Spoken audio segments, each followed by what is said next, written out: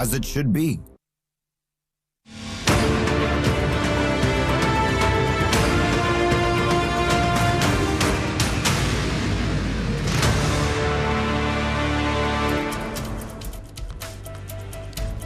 Thanks very much for tuning in to Unmissable. I'm Nabila Jamal. I take you through news from India and across the globe. Let me start with our top stories right here on Deep Dive. We're looking at Pakistan, who's refused to play with India in the upcoming T20 World Cup. Well, they've withdrawn, claiming they want to show solidarity to Bangladesh, whose requests to the ICC were refused. And therefore, Bangladesh decided to withdraw from the game. So Pakistan says, in solidarity, we will not play with India. We're going to take you through repercussions. What does Pakistan stand to lose here? And also, on our top story tonight is private schools. It appears that Delhi, as a state, is deciding to regulate private school fees. Is this too little too late? What could be really a part of this restructuring? We're going to find out with our panelists on board. And also tonight on our top story, we're looking at a huge face-off that Rahul Gandhi and the government has had over him quoting Naravane's memoir, which hasn't yet been released. So the opposition leader making those quotes out of a memoir that has not yet been released, which the government has taken serious objection to. That story and more. Headlines first. Air India grounds Boeing 787 after pilot flags fuel controls switch shifting to cut off during engine start. DGCA informed as the airline involves Boeing OEM safety checks underway despite no fleet-wide issues found.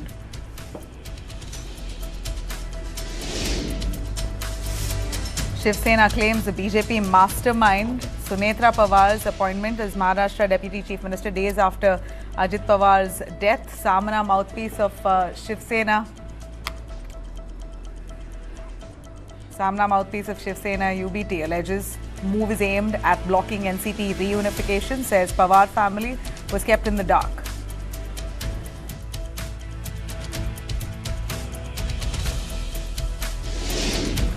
BJP initiates process to elect Manipur Chief Minister, appoints National General Secretary Tarun Chugh as the central observer. Chugh will now oversee the election of the BJP Legislative Party leader as per the party preliminary board decision. Supreme Court grants bail to 3 accused in the Pune Porsche hit-and-run blood sample swap case, citing 18 months in custody. Case stems from May 2024 crash in which 2 engineers were killed in a Porsche that was driven by an intoxicated minor that had hit a bike, killing 2 engineers. Chief Minister Siddaramaiah accuses Governor Thawarchand Gehlot of violating constitutional duty by not reading the government drafted address. The Chief Minister says Governor omitted Jai Constitution and exited the House before the national anthem, calling it serious breach of norm. CPI announces February 3rd as Black Day across Kerala, accusing the centre of neglecting the state and the union budget. The party says none of Kerala's 26 demands were met, flags lack of projects, sector support, and calls the budget as anti-people. China criticizes Grammy Award to Dalai Lama, says he's not a religious person, calls this anti-China activity under the guise of faith.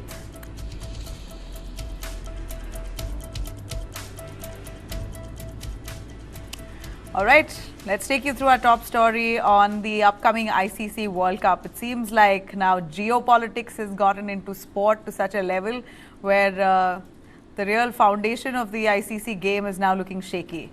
Pakistan has refused to, in fact, the latest news we hear, Pakistan has refused to play India in the upcoming T20 World Cup. In a dramatic political move, Islamabad has announced that while its teams will participate in the tournament, it will boycott the match against India that's scheduled for February 15th. Pakistan has been quite explicit. It says the decision is to, quote-unquote, stand in solidarity with Bangladesh. A very selective green signal that Pakistan has given that, yeah, we will play the game, but we will not play with India. Participation without competition. The T20 World Cup 2026 begins on February 7th. The final is on March 8th. 20 teams co-hosted by India and Sri Lanka. Under a 2024 agreement, Pakistan has any way to play all its matches in Sri Lanka, not in India. An arrangement that was decided and designed to keep cricket going despite political tensions. Remember Operation Sindoor, and post that no entry for Pakistan to play in India, and therefore that match has been shifted to Sri Lanka. Now Bangladesh also asked for the same, to which the ICC said it had inquired internally and found no security threat, and therefore said that request could not be entertained, and therefore Bangladesh decided to withdraw. And so Pakistan also says, in solidarity with them, they're not playing the games, we're going to boycott the match with India. Now, well, Pakistan government statement clearly says the team is approved to participate but will not make the field against India. And that clear reason is Bangladesh, saying that security grounds, Bangladesh is pulled back, and because their request was ignored, we stand in solidarity with them. Pakistan has now chosen to back Bangladesh by boycotting its marquee game against India. ICC has responded firmly. It has warned that selective boycotts threaten the global cricket ecosystem and could have serious long-term consequences for Pakistan cricket. Those consequences are not just sporting but financial. The India-Pakistan match is the single biggest revenue generator in the world of cricket. We know that.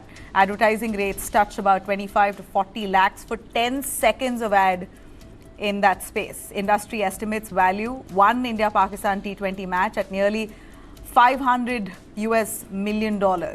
That's roughly about 4,500 crores. When broadcast rights, ads, sponsorship and related business are all combined, that's the kind of money we're looking at that will be lost now in revenue. Cancel that match and the entire financial architecture of the World Cup itself is shaken. If Pakistan sticks to this boycott, it could face serious sanctions, loss of World Test Championship points, freezing of ICC rankings, other nations refusing to tour Pakistan, overseas players pulling out of the Pakistan Super League, financial penalties and even legal claims from broadcasters. Now there's also an immediate sporting prize here. Under ICC rules, refusing to play will mean automatic loss of the match, a heavy blow to net run rate and a real risk of early elimination.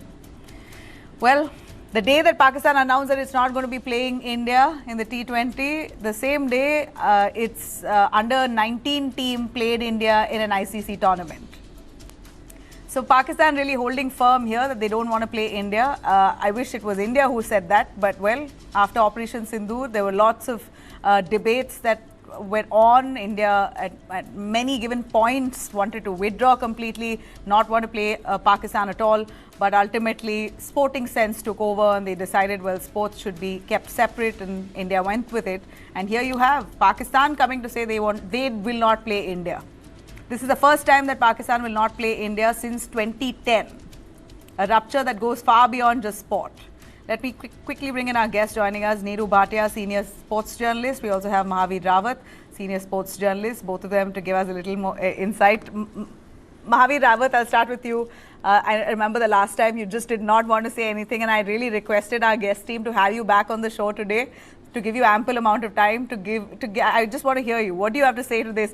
You know, I said this towards the end of this explainer that I wish India was the one who said we withdrew. But Pakistan got to say it. I'm actually disappointed. I mean, leaving sport aside. No, being Neeru ji on the panel, I would have loved listening to her first, looking at her vast experience.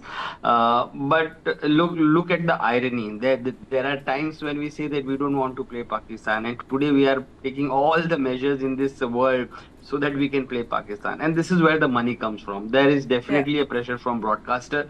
As you said, this 500 million US dollars, I really don't know the exact amount, but it is nearly 1/3 of the World Cup. So if India-Pakistan does not happen, and over the period of time, ICC has ensured, I won't say ICC, BCCI has ensured that, at least there is one India-Pakistan game. So they are not sure whether, because Pakistan's cricket has been going from bad to worse, so they are not sure whether India and Pakistan are ever going to play in a semi-final or final. So the best thing is to play them in the same group, at least one match, and the broadcaster is happy, the revenue is okay, and later on, it's okay if these two teams don't play in the final. It's sad But also let's look that it's a government decision, and that's why Pakistan players after the series against Australia, they were asked about the same thing, and their captain said that, look, we as a player don't have a say, it's the government say. The government don't have to come and win elections in India. The government have to win the elections in Pakistan, and they are taking the decision which is being popular. And their players, they are getting a lot of backing from their players. Their ex players are very happy that at least Pakistan has taken a stand, repeatedly being insulted and humiliated on international levels by BCCI. At the same time, Indian players have also taken a stand that this is a drama. Pakistan is definitely going to play on 15th of February. So let's Oh, wait you're until saying it's that all. Pakistan might go back on their word? Yeah, I'm 200% sure that Pakistan will definitely play. I mean, if does not play, then it becomes a news. I think Pakistan is going to play on Why do you 15th of think that they're February going to go back on their word? I know they're right now struggling with their because they are used finances. to it. So Because they are used to getting back on their words, no, but and there is no way the kind of ICC letter. I mean, it looks like someone has literally drafted this letter. I don't want to name someone and some country, but it has been drafted. ICC does not draft. In 1996, when West Indies and Australia didn't feel it comfortable to play in Sri Lanka, they did forfeit their 2 points, and that's how Sri Lanka got somewhere into the last round in semi-final and final. Of course, they went on to win the World Cup. They were a great team, but I think we should technically we have left the teams to decide which countries they want to play. But ICC in their letter has said that this is a World Cup and they have their principles, and if their security team has given a go ahead, every country should abide by it. I wish those rules were true for all the countries. I just don't understand how easy is it for teams to say, I don't want to play this team, I don't want to play here, I don't want to play there. So I why was mean, it easy for India not to play in Pakistan?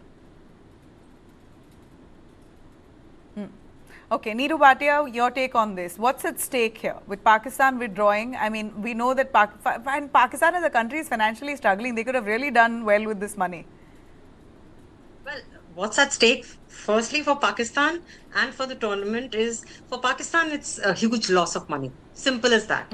I mean, ICC would have really raked in the moolah and the broadcaster also through advertisers for the India Pakistan. It's the single biggest match of a tournament, any ICC tournament, be it in the league stage, be it in the last four or the last two stage. So the financial loss is massive, more so for Pakistan, which is in any case, the Pakistan Cricket Board is moribund. It is cash strapped. It doesn't have money. They want cricket to begin again in Pakistan, which it was slowly showing signs of. But I don't think that's going to happen soon because it's miffed off not just India, but also all the other big boards with this current situation. With this current stand so close to the tournament, and they're saying we'll not play one country, but we'll play the rest. A World Cup doesn't happen like that.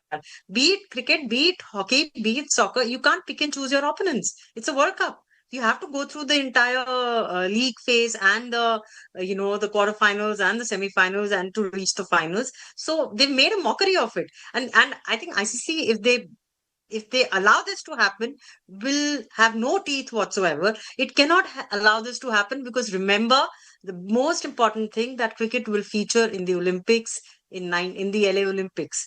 And if it has to feature there, then ICC has to look like a decent,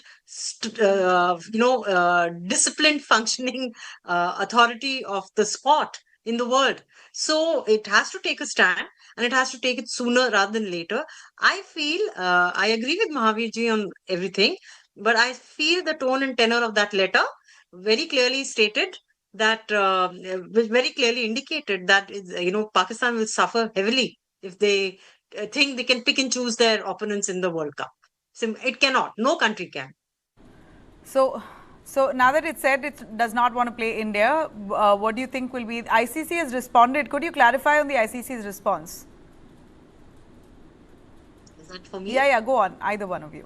Neeru. Yeah, ICC very clearly said in its response last night that they are waiting officially to hear from the Pakistan Cricket Board. Now, the Pakistan has been let's put it very simply. Pakistan Cricket Board was very smart. It allowed the government to issue a statement and not itself, because if the government makes a statement, then it can say that the government is not allowing us so that they can evade heavy penalty.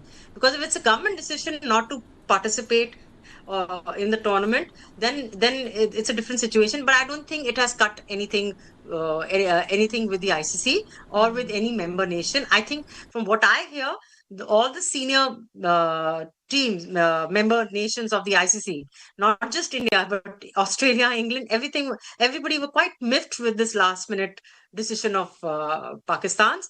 And though Mahavirji has obviously cited, and very rightly so, the 1996 issue where England and Australia refused to play, but in India and Pakistan went ahead and formed a joint team to play in Sri Lanka as a mark of solidarity. But from there onwards, also it is a fact that the functioning of the International Cricket Council has also changed. The way the Needu, I'm going to come back to you. We're going to try and fix your connection. It seems patchy. But Mahavir, to take off from there, do you believe this is Pakistan really genuinely showing solidarity with Bangladesh, or it's just a political posturing against India? Firstly, I'm not used to hearing Mahavir ji from Neeru Bhatti because she always keeps, calling me by name, because by profession she is very senior and she is like, come here, don't do this, don't do this when we were young kids. On the other hand, look, I understand that we should allow some countries to make their own decisions.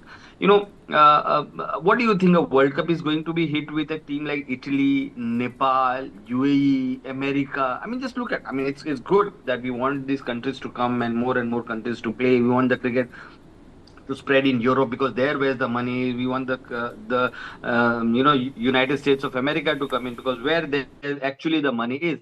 But I still feel that we have ICC has set a very wrong precedent in succumbing to demands of one country and not succumbing to demands of and making the demands of other countries as unjustified.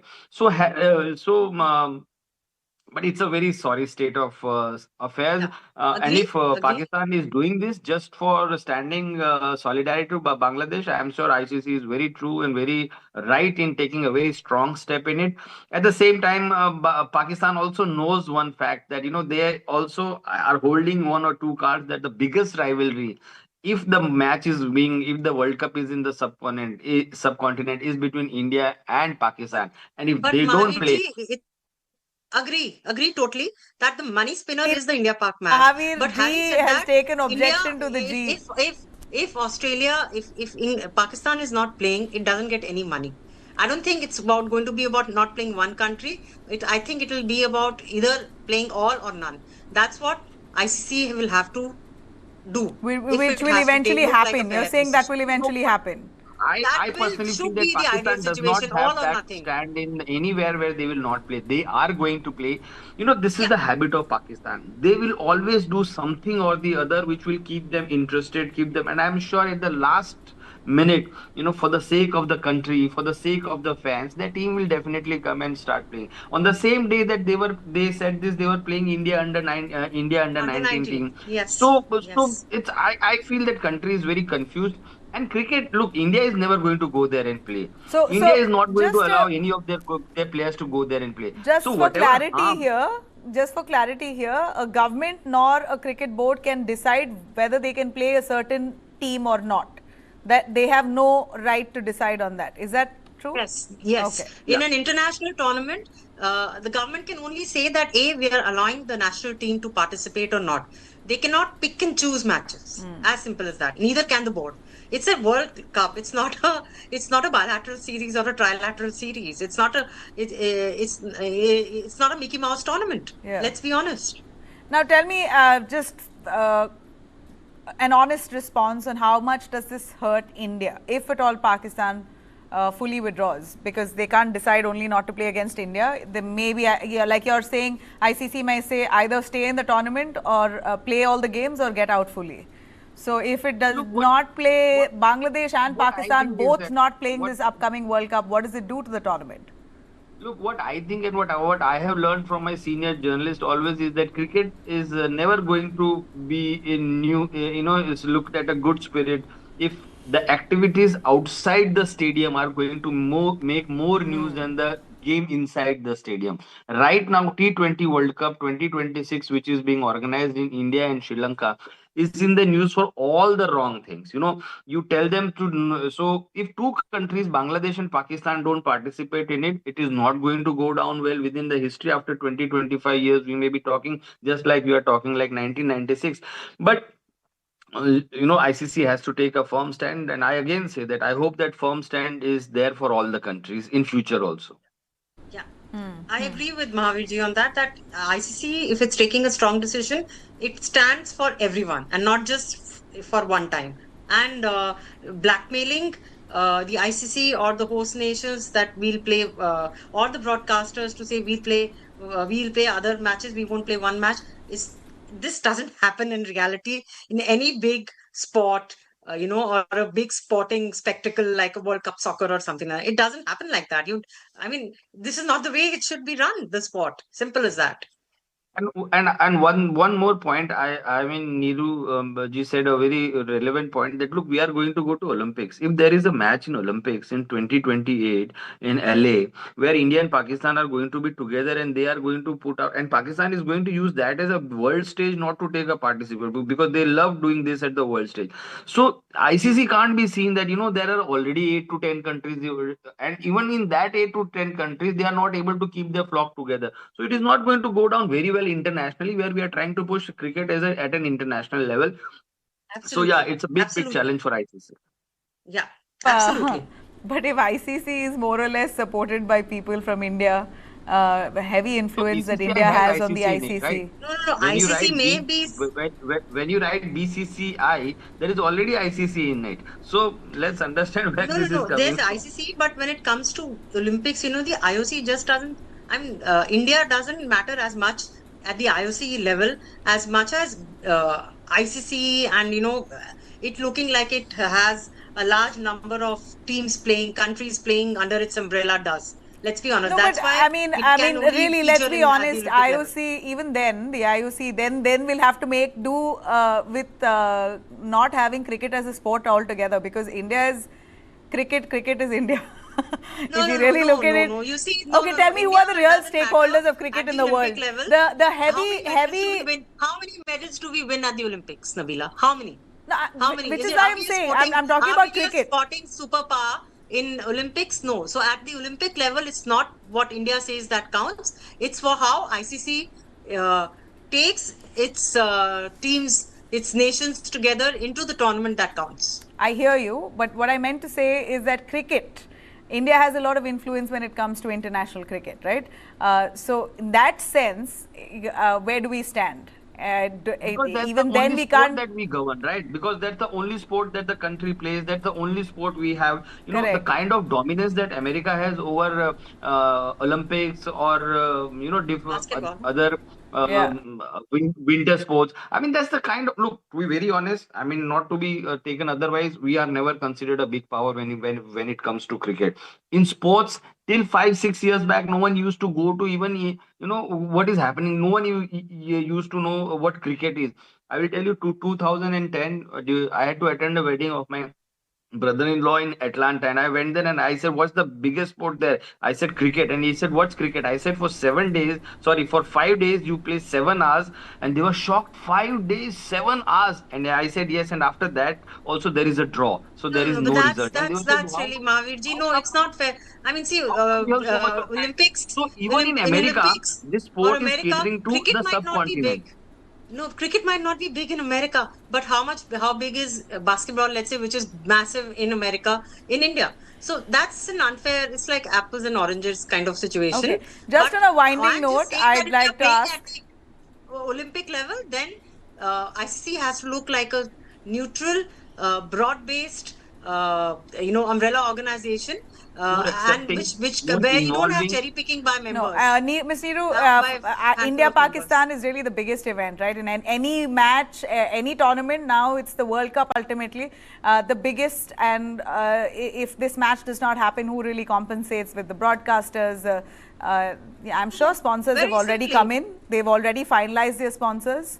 So what Yeah, happens to rules. them? Then the broadcasters take a hit from the ad revenue, and if the ad revenue is cut down and the ad rates go down, because Pakistan-India match is the biggest money spinner. Yeah. Then the member countries, ICC takes a hit from the revenue it gets from the broadcasting rights, and the money it gives to various countries from the broadcasting rights, that goes down. And I don't know whether Pakistan will get anything at all if it doesn't play the tournament then. Okay. No, what Pakistan has done very smartly is that they have put the ball in ICC. Will Pakistan have to pay a fine? Penalty? Will Pakistan have to pay some money, and how much? It depends Pakistan what doesn't have sanctions ICC puts on them. I don't think they will have to pay. It's just that they will be they will be denied many competitions. They will be denied entry into many things, and even ICC may think that they are not allowed in any Asia Cup further. So let's understand, Pakistan has played it very nicely. They have put into ICC's court. They said that, look, we won't play. We are ready to play. We are ready to come, but we won't play India. We are ready to play anywhere against any team but India. So now ICC will say that, look, you either you play all the teams or don't play all the teams. No, So, but I still Mahanti, think that here they will I come on the disagree. field on 15th. I disagree a little bit with you that Pakistan has not been smart enough, simply because it can't say we are ready to come. Pakistan says we are ready to come, but we won't play India. That's it. It doesn't happen like that in any World Cup of any So sport. basically, this is just shouldn't happen political like that. posturing. But This is now- political but now posturing, and like ICC will Mahavir take a says, stand. maybe they'll come around when they have to fully withdraw from the match. Then ICC will take a stand. they will but probably what will come happen into is their that senses. ICC will take a stand and will boycott them. Huh. So it is So- not Pakistan not playing. It is ICC not allowing them because of their one condition. So I am not saying that they are that's- smart. So they can't in be all, smart, but- in all, They're in a in all, it position. appears that Pakistan is just basically politically posturing, knowing very well that they will not get their way out. So then, if ICC says either fully withdraw or play, then they'll probably come to the table and say, okay, we'll play. So, For the so sake they've of fans. ek Also the tir money- se they do won't get nishan. the full, They've got politically, they've done a Also the politically money- correct thing. Also, the money, Nabila, they won't get Yeah. the money, the full amount of money that a full member nation gets as part of playing in a tournament But like if the a World government Cup. takes a And they decision, I always don't think need any money. money or anything should be a problem. If the government has taken a decision, it's not a cricketing decision. So PCB can say that, okay, it's totally. That's why look, they I allowed always the. said- That's why where they- does Mahavir, Pakistan that's really- why how they can allowed Pakistan afford government this? to issue the statement? Yeah, first. their ego But is they haven't definitely signed bigger it. than their bank account at this point. But let's see what happens. We'll continue tracking this closely. Thank you very much. We've got a understanding that Pakistan cannot have their way out with this demand. Let's see what the ICC finally decides. We slip into a quick break. We'll be right back on the other side. School fees. There could be a law that will be implemented in a few months' time in Delhi that will regulate private school fees. We're going to take you through those details on the other side.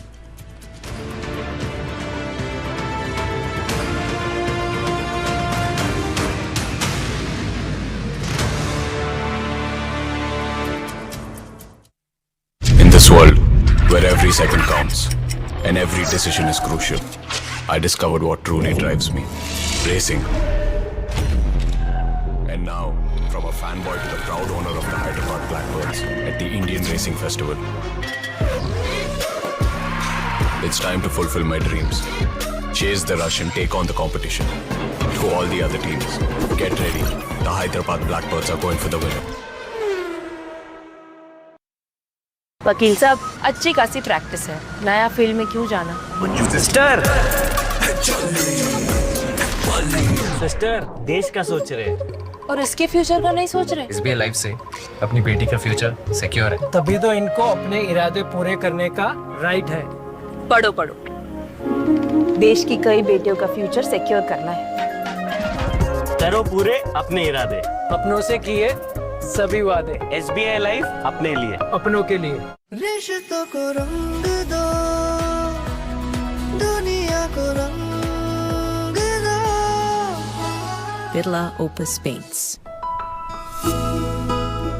एक और family ने रखा कदम अपने नए घर में, Tata capital home loans के साथ।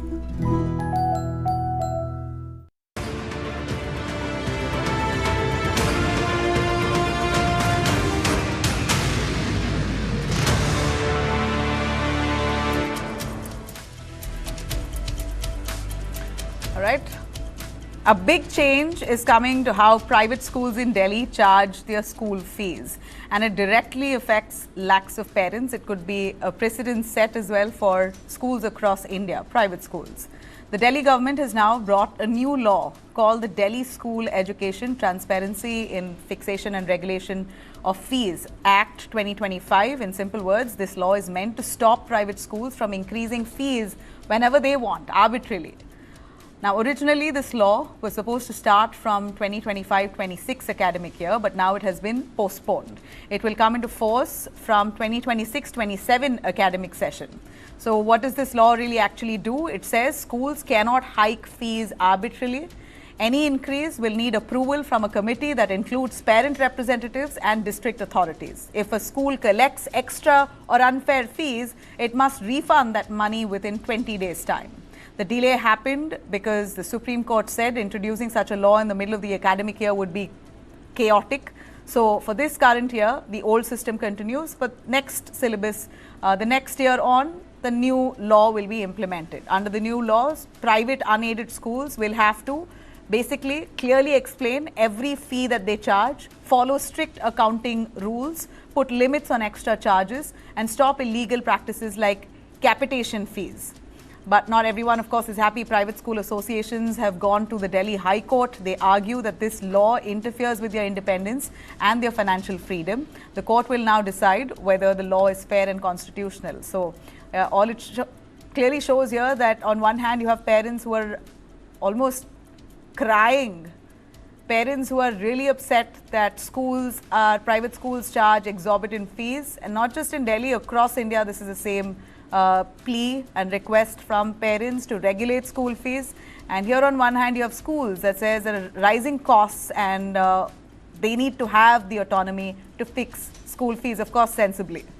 Now, is this delay a sensible decision? Does it show a bigger fight between the government and private schools? Will this law finally protect parents from unfair fee hike, or will it put too much control in the hands of the government? Let me bring in Anubha Srivastava Sahai, educationist and president, India-wide Parent Association. We also have Mayank Arora, advocate of the Supreme Court. Thanks both of you for joining us. Let me start with Anubha. Would you welcome this law, Anubha? I would say 80% because there are some flaws in the law. I have gone through the act. And the first and most important point which I would like to highlight is that the parents will not be able to challenge the fee being approved by the school level committee unless 15% of the total number of parents in that school will come as a group together. That is the biggest flaw in this act, that the individual parent or maybe a group of 2-3 parents will not be able to fight against the fee fixation or fee approval being given by the school level committee. Second point is that why we need a 2-level committee. We can always follow the Gujarat model, which has been approved by Honorable Supreme Court, where the schools have to give all the statements for verification to the state regulatory committee, that is the district level regulatory committee, which is being set up at district levels. Similarly, in Delhi also this can be done to avoid unnecessary delay in the fixation of the fees. So in Delhi, I would say that the act, no doubt, is a very good act, but there are some flaws which is going to delay the fee approval thing. And again, the parents are going to face a difficult time because they have no say as far as the challenge of this fee being approved at school level. They cannot challenge it until a group of 15% of total parents come together.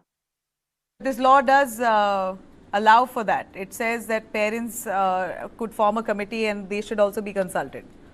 So let's see, in Maharashtra, there are many states where they are following the Maharashtra fee regulatory law, which is totally failed, which has totally failed. The school level committee in school, where the parents and teachers are being given power to fix the fees, to give approval to the fees.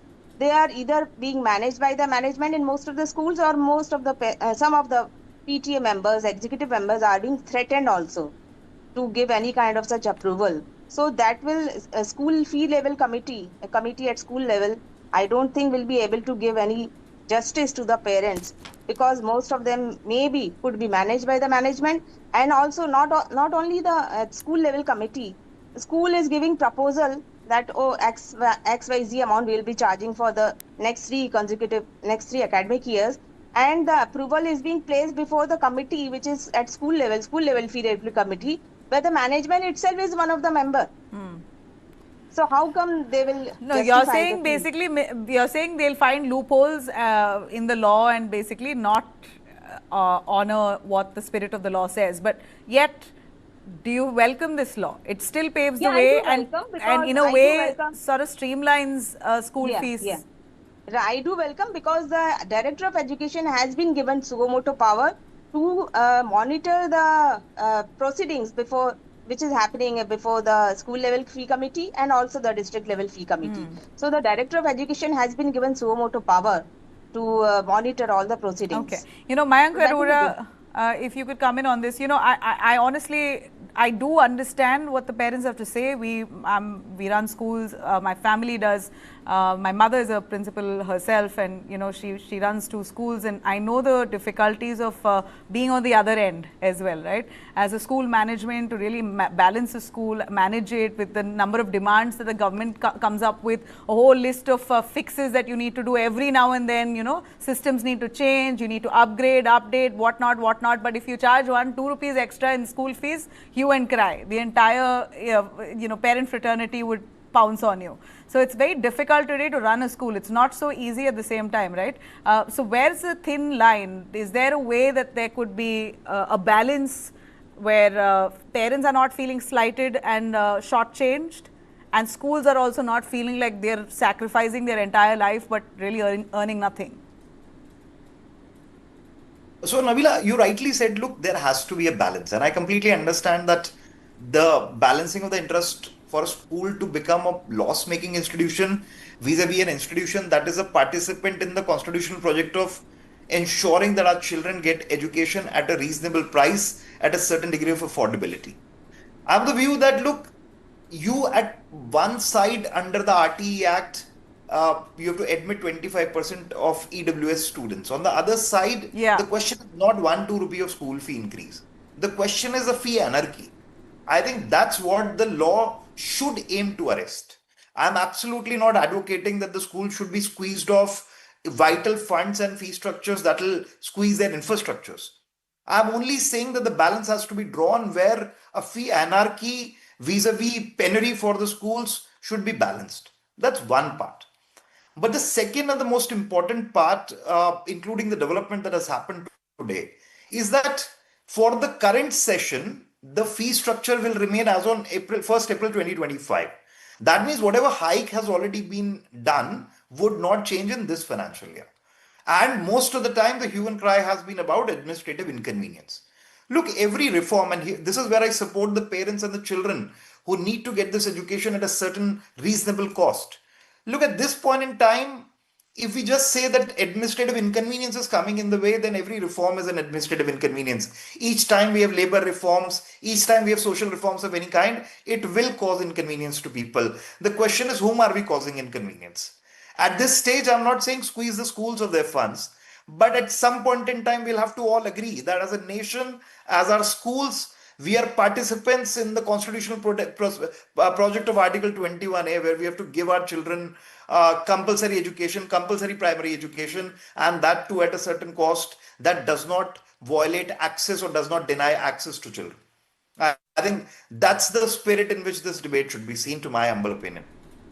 So, you know, that way if government itself sets up the best government schools, then half the problem is solved there, because then parents will not have really, will not hesitate like you have in the United States. The classic example of how government-run schools there are so top-notch that if you want private education and if you want, you know, a certain kind of teaching and you know, approach, then you pay for that. And you pay a handsome price without cribbing. But that demarcation is very clear there in the US, right? Government schools are also as good. They're very good. But here, there's this kind of disparity which is being, of course, you know, misused. But Mayank, yet again, your take on how parents can, you know, because schools also don't like it when parents come as an association. You know, they feel threatened.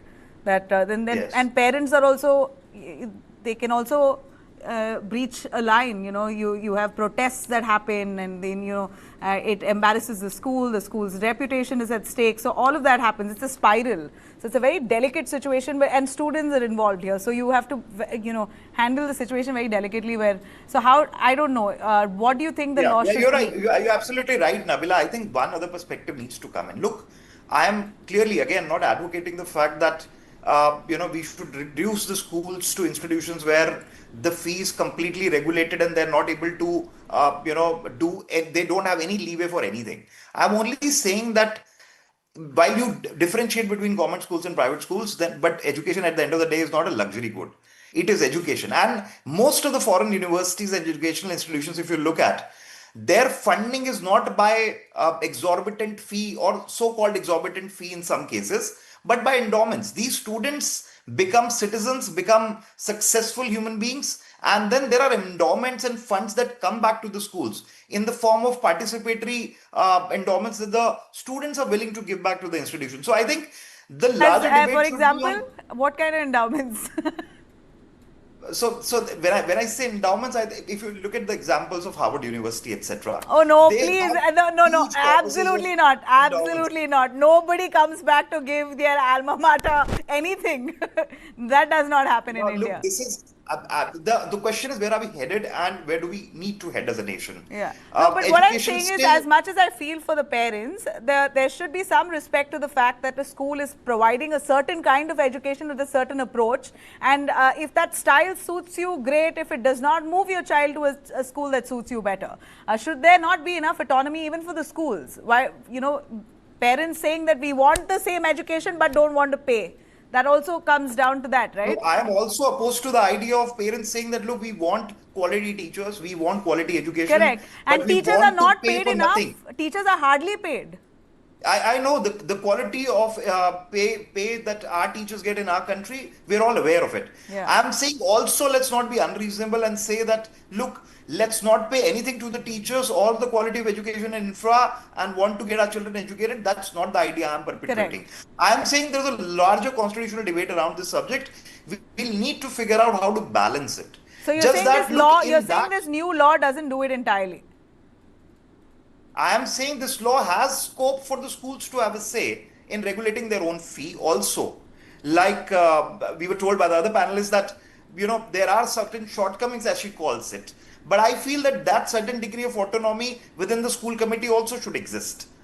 Because there are certain realities, because look, rightfully the schools are also arguing that the consumers of the service itself cannot decide what the service will cost. That's precisely what I was also asking, but Anubha, you wanted to come in on this.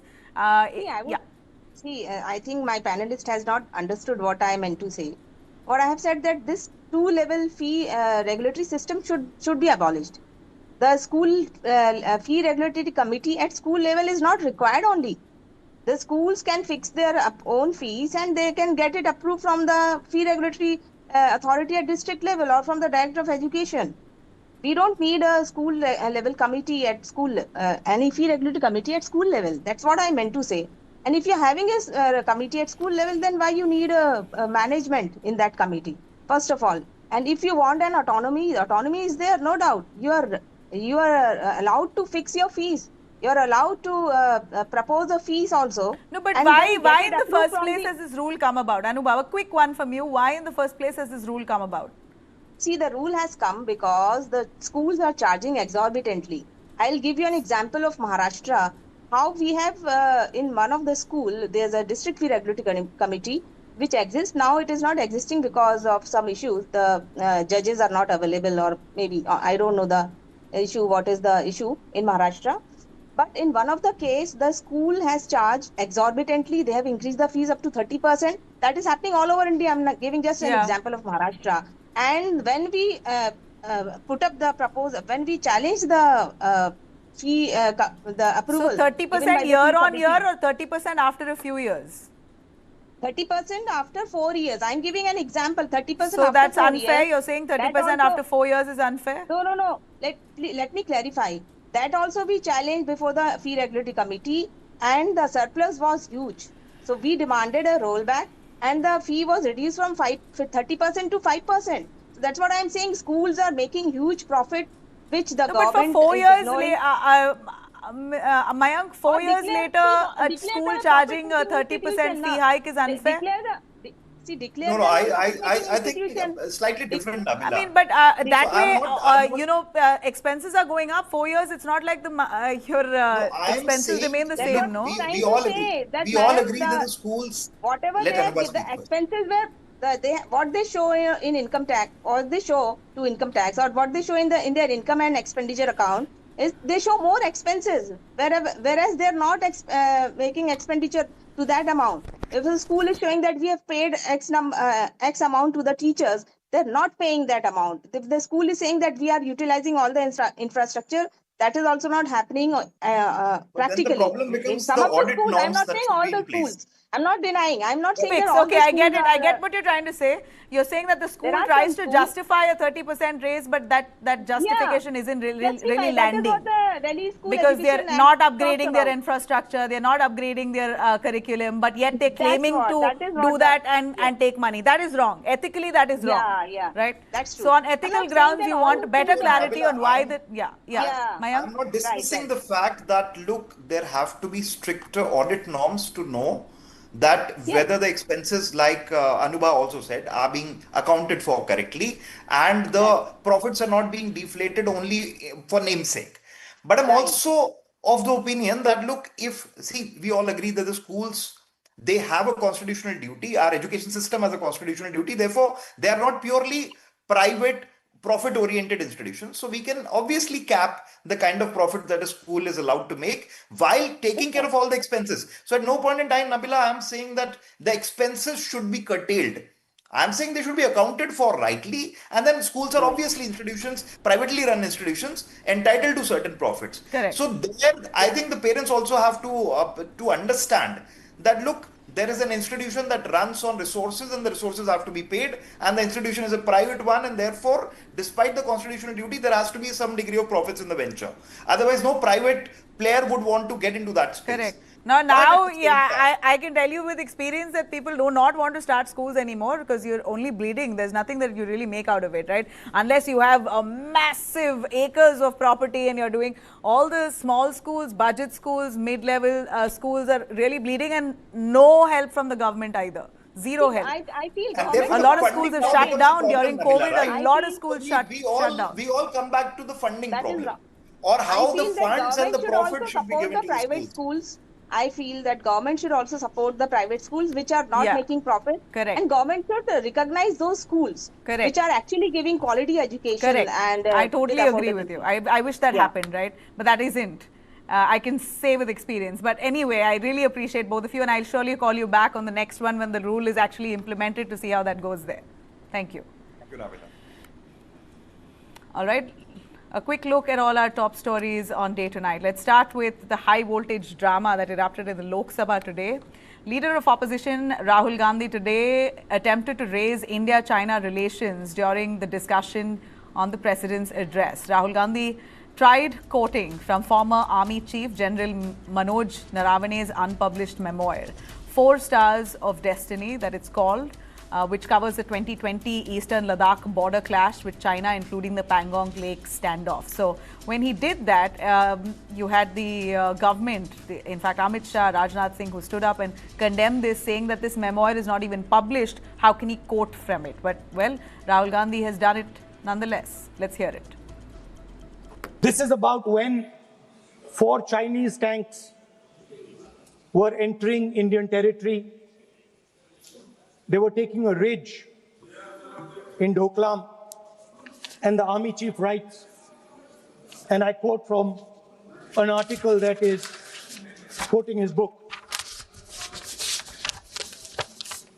The tanks were within a few hundred meters of Indian positions on the Kailash range. You had Defence Minister Rajnath Singh objecting to this immediately, calling the book as unauthenticated, while Treasury benches insisted Gandhi quote only verified sources. Speaker Om Birla ruled against citing unpublished memoir. Let's hear it. क्या वह पुस्तक प्रकाशित हुई है जिसमें यह सब सारी बातें उन्होंने लिखी हैं? यदि प्रकाशित हुई है तब तो आप उसका उल्लेख करिए, नहीं प्रकाशित हुई है तो उल्लेख करने का कोई औचित्य नहीं है। आप सदन में प्रतिपक्ष के नेता हैं, पूर्व में भी अनुभव रहा है।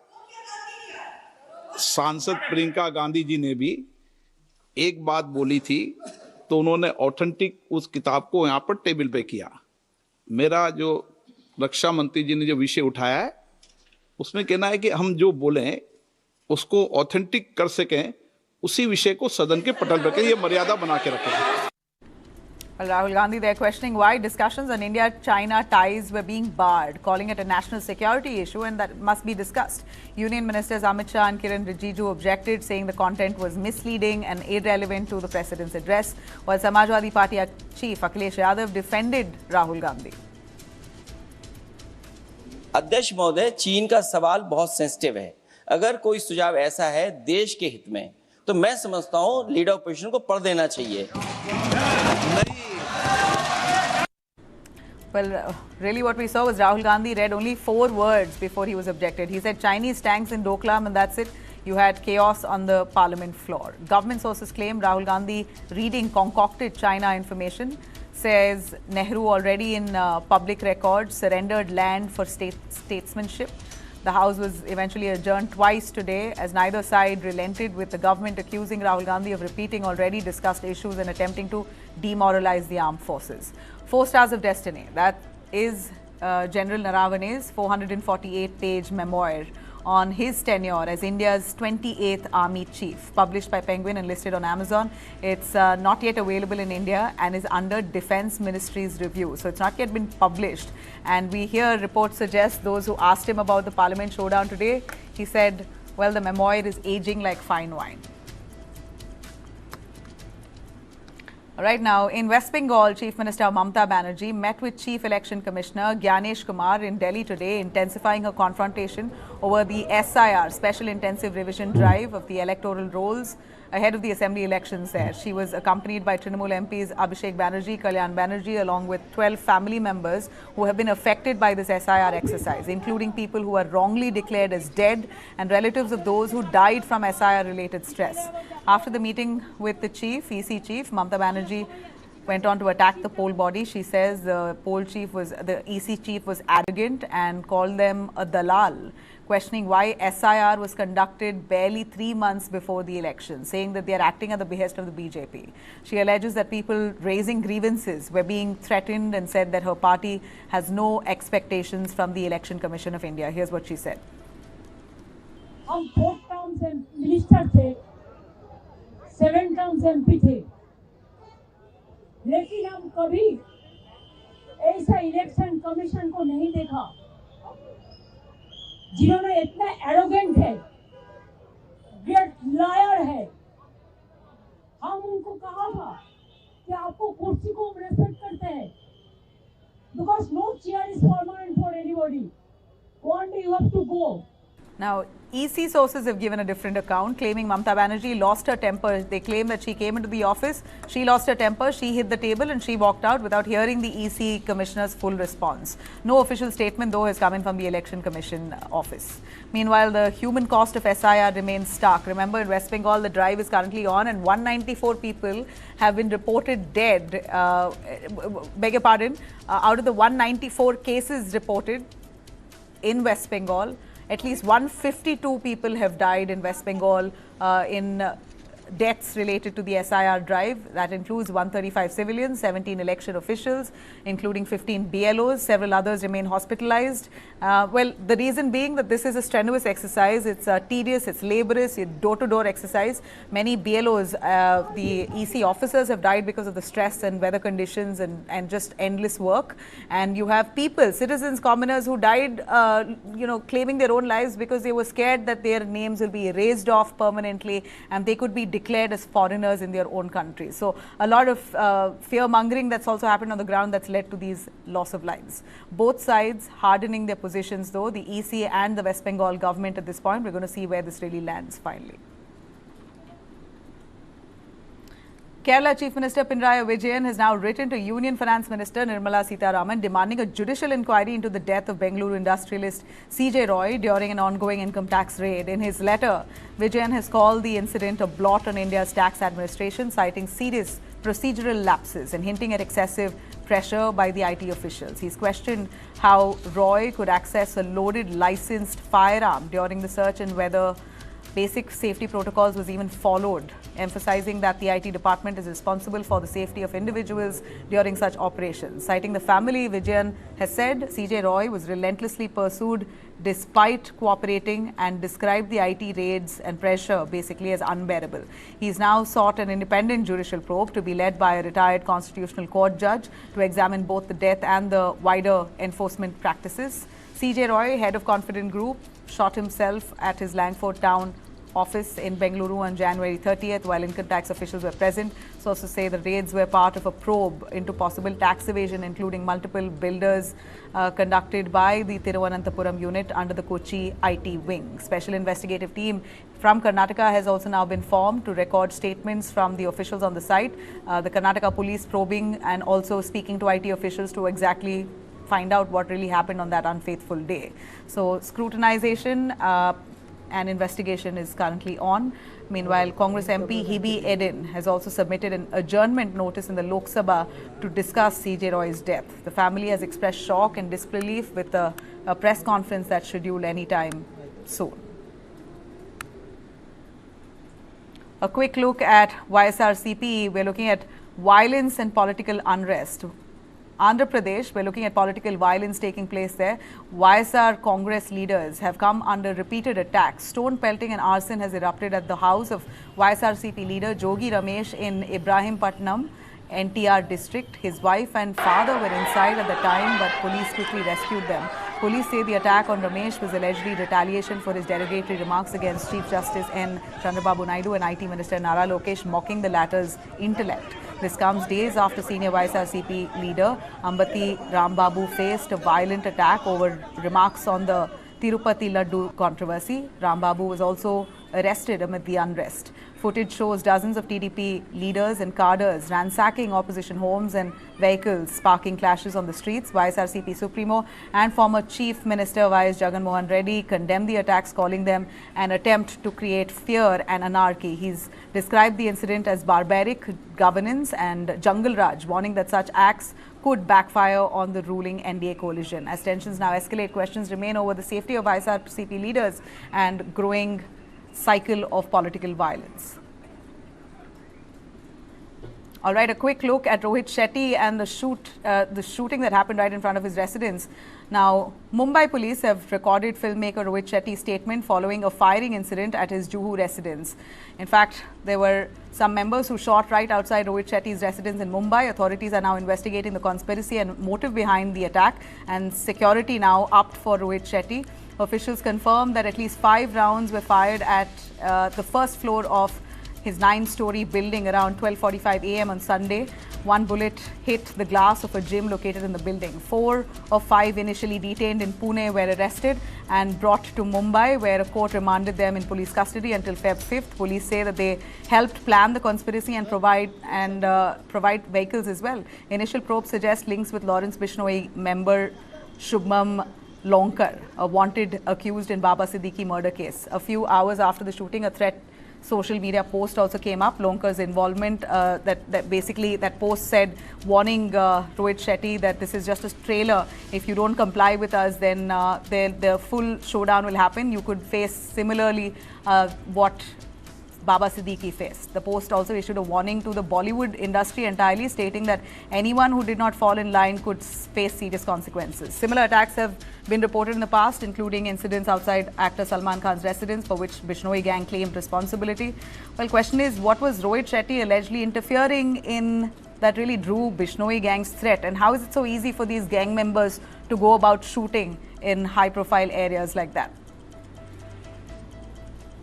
Thanks very much for tuning in. Stay with us.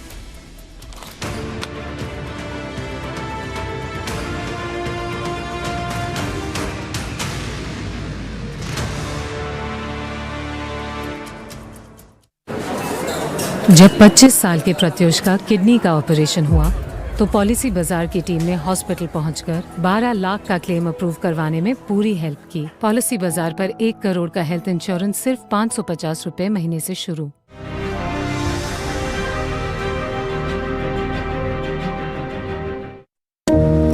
window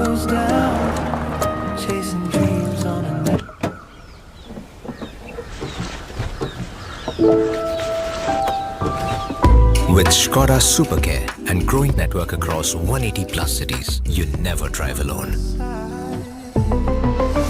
Skoda. जब विकास जी के लिवर का ऑपरेशन हुआ तो पॉलिसी बाजार की टीम ने हॉस्पिटल पहुंचकर 50 लाख रुपए का क्लेम अप्रूव करवाने में पूरी हेल्प की। पॉलिसी बाजार पर 1 करोड़ का हेल्थ इंश्योरेंस सिर्फ 550 रुपए महीने से शुरू। टाटा कैपिटल बिजनेस लोन के साथ इन्होंने की बिजनेस एक्सपेंशन की जिद पूरी। वकील साहब, अच्छी खासी प्रैक्टिस है, नया फील्ड में क्यों जाना? सिस्टर सिस्टर देश का सोच रहे और इसके फ्यूचर का नहीं सोच रहे। SBI लाइफ से अपनी बेटी का फ्यूचर सिक्योर है। तभी तो इनको अपने इरादे पूरे करने का राइट है। पढ़ो पढ़ो, देश की कई बेटियों का फ्यूचर सिक्योर करना है। करो पूरे अपने इरादे, अपनों से किए सभी वादे। SBI लाइफ अपने लिए, अपनों के लिए।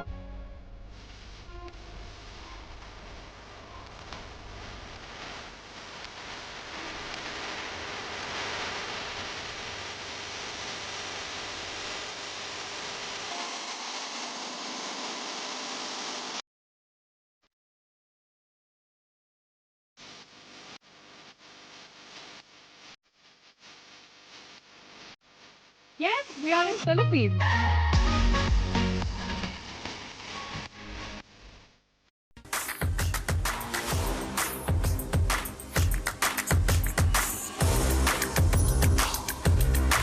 This is India's #1 news network, and you're watching News9, English news as it should be. The headlines: amidst ongoing trade talks, US President Donald Trump speaks to Prime Minister Modi. US envoy confirms the conversation after Trump posts India Gate photo, says, "Beautiful, triumphal arch, ours will be greatest." Months after AI 171 Ahmedabad crash, Air India flags possible fuel control switch snag, grounds Boeing 787 after fuel switch moves from run to cut off on London Heathrow to Bengaluru flight.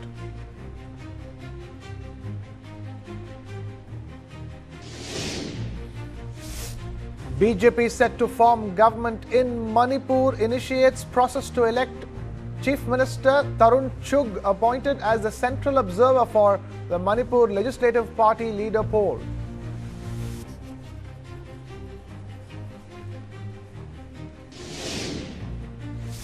CPM announces February 3rd as Black Day for statewide protests over centre's budget, accuses the government of ignoring Kerala, says none of the state's 29 demands were met.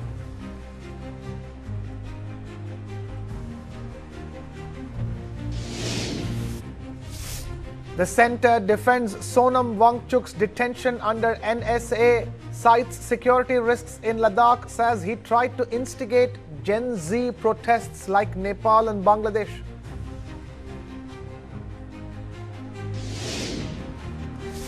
Election Commission counters Mamata's allegations, rejects arrogance claim. Election Commission sources say Mamata banged the table, got angry, abruptly walked out despite the Chief Election Commissioner listening calmly.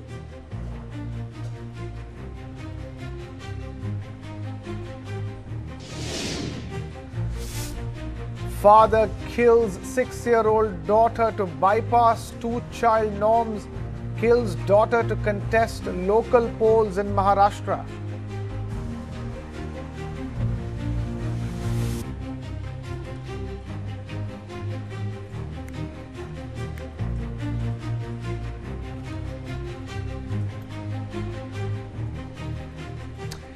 India's Finance Minister Nirmala Sitharaman made history on Sunday, presenting her 9th consecutive union budget. And if you look closely, this budget is really about continuity with confidence, building on what's already working while quietly preparing India for what comes next. At its core, the government is trying to do two things at once: keep the economy stable and create more jobs through manufacturing, technology and MSMEs, or micro and small and medium enterprises. Very much in line with the Make in India vision. This budget builds on India's post-COVID recovery and positions the country for new opportunities in electronics, semiconductors, AI and high-value manufacturing. On the fiscal front, the government has chosen discipline over disruption. The fiscal deficit target has been set at 4.3% of GDP for the financial year ending 2027, slightly lower than last year, with a clear roadmap to bring debt down over the coming years. The message here is simple: growth, but without reckless borrowing. What really stands out is spending on infrastructure. Capital expenditure by the government has hit a record 12.2 lakh crore rupees. That money will go into freight corridors, waterways and high-speed rail, improving how goods and people move across the country. This continues the Gati Shakti push, which the government sees as key to long-term growth and Make in India ambitions as well. For taxpayers, there is stability again. Individual and corporate tax rates remain unchanged. The new Income Tax Act, which comes into effect from the 1st of April, promises simpler rules going forward. There's relief too for travelers. TCS on foreign travel has been cut. Deadlines have been extended for smaller businesses and trusts, and Gift City continues to get tax incentives to attract global finance. Trade and exports also get a boost. Customs duties have been eased on medicines, lithium-ion battery inputs and critical minerals as well. All important for domestic manufacturing. Personal import duties have come down, and small exporters and e-commerce players benefit with the removal of the courier export cap. Now coming to the heart of the Make in India push, electronics and semiconductors. The government has expanded Semiconductor Mission 2.0 and raised the electronics manufacturing outlay to 40,000 crore rupees. The aim is clear: make more in India, reduce dependence on imports and create skilled jobs.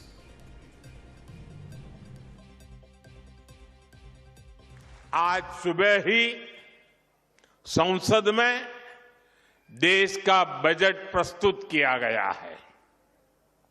ये budget गरीब, अन्नदाता, युवा शक्ति और नारी शक्ति को और सशक्त करने वाला बजट है। ये बजट गांव को मजबूत करने का बजट है। ये किसान की आय बढ़ाने वाला बजट है। ये आत्मनिर्भर भारत को, मेक इन इंडिया को बढ़ावा देने वाला बजट है।